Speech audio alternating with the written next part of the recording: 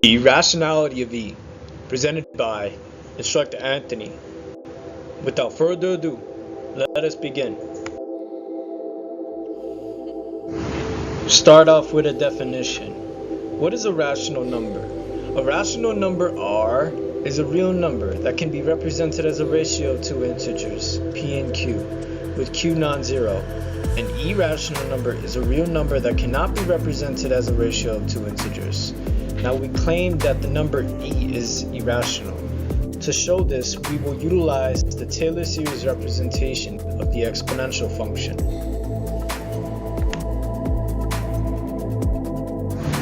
What is a Taylor series?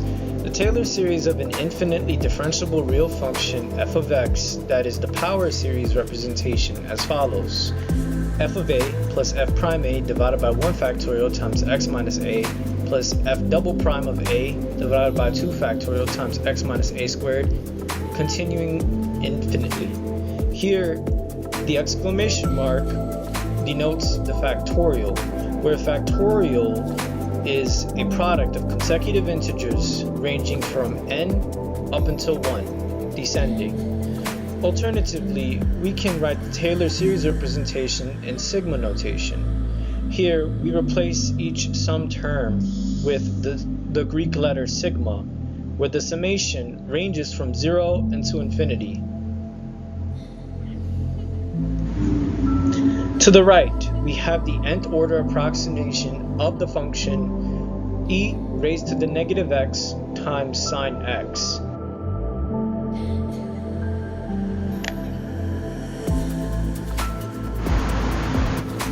The Maclaurin series is a particular case of the Taylor series. We obtain the Maclaurin series by setting a equal to 0.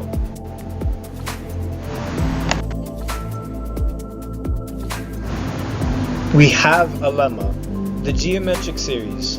Given the following series, a naught plus a naught times r plus dot dot dot plus a naught times r raised to the n minus 1, continuing infinitely. This is referred to as the geometric series and converges to the following: a naught divided by 1 minus the magnitude of r, which is the radius of convergence. This series converges to the closed form provided the radius of convergence r has magnitude less than 1.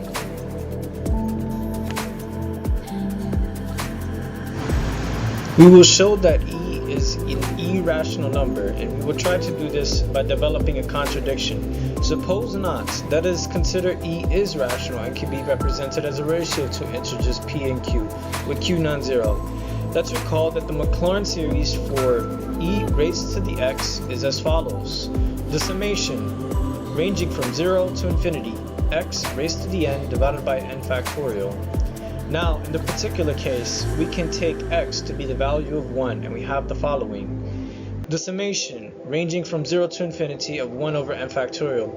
By supposition, we consider E to be represented as p divided by q, where p and q are non-zero integers, and q is greater than 0.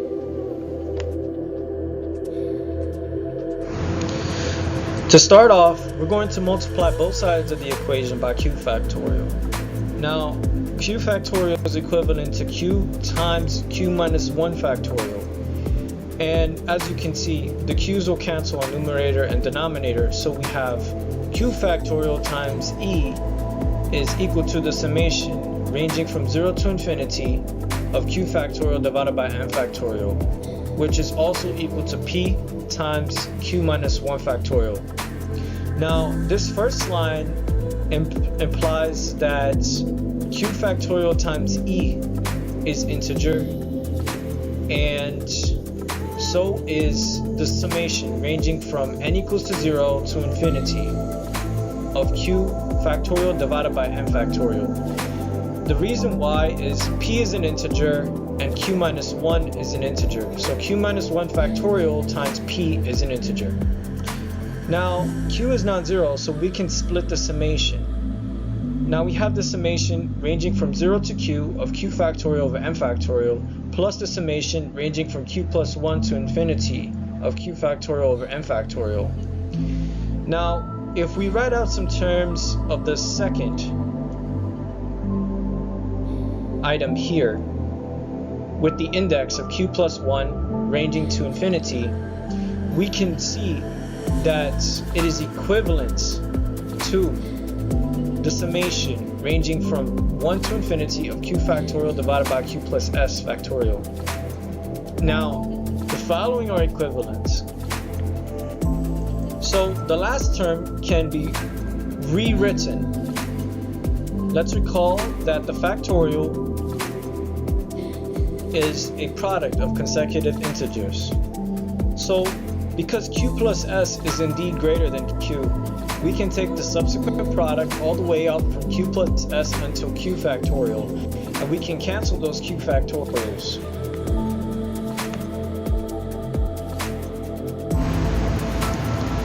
Continuing. Now we have a summation ranging from 1 to infinity. The q factorial is cancelled, and we can rewrite this product on the denominator using pi notation. Here we have an index ranging from 1 up until s, 1 over q plus n. Okay, now we know that this index n is increasing from 1 until s, which means that because it's on the denominator, the number is decreasing. So we know that if we keep n equal to 1, this product will be bigger. So that's what we do. We change this. We know this term, the summation ranging from 1 to infinity of the product from n equal to 1 to s of 1 over q plus n is less than this term when we replace n by 1. Now we will utilize the geometric series because this is a common ratio. So this is equivalent to multiplying 1 over q plus 1 s times, which is the definition of raising this number to the power of s.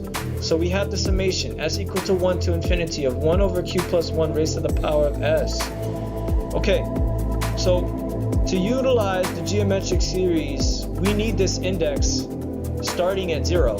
To do this, we need to add 1 and subtract 1. Then we can consolidate the first term with the summation term. And now we have the summation ranging from 0 to infinity of 1 over q plus 1 raised to the power of s. And we subtract 1. So remember that the common ratio here is 1 over q plus 1. Now, this means that because q is integer and is greater than 0, we know that 1 over q plus 1 has magnitude less than 1, so we'll converge to the closed form, which is 1 over 1 minus r, which is the common ratio, and the common ratio is 1 over q plus 1. So we have 1 over 1 minus 1 over q plus 1, and now we multiply q plus 1 on top and bottom, which is just 1 over q.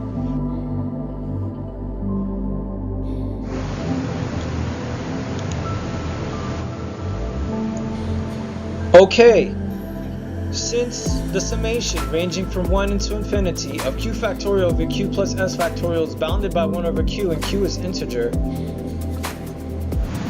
we have the following. Let's recall that the summation ranging from 1 to q of q factorial divided by s factorial is integer. Previously, we had the index of n instead of s, but those two letters are interchangeable and the choice of letter is arbitrary. And now q factorial times e is also integer. This implies that the summation ranging from 1 until infinity of q factorial over q plus s factorial should be an integer. But here we have it's less than 1 divided by q, where q is an integer and is greater than 0. This is an inherent contradiction. And indeed, q factorial over q plus s factorial, the summation ranging from 1 until infinity, cannot be integer, because the sum of integers is integers. Therefore, the original supposition that e is indeed rational is false, and e is irrational.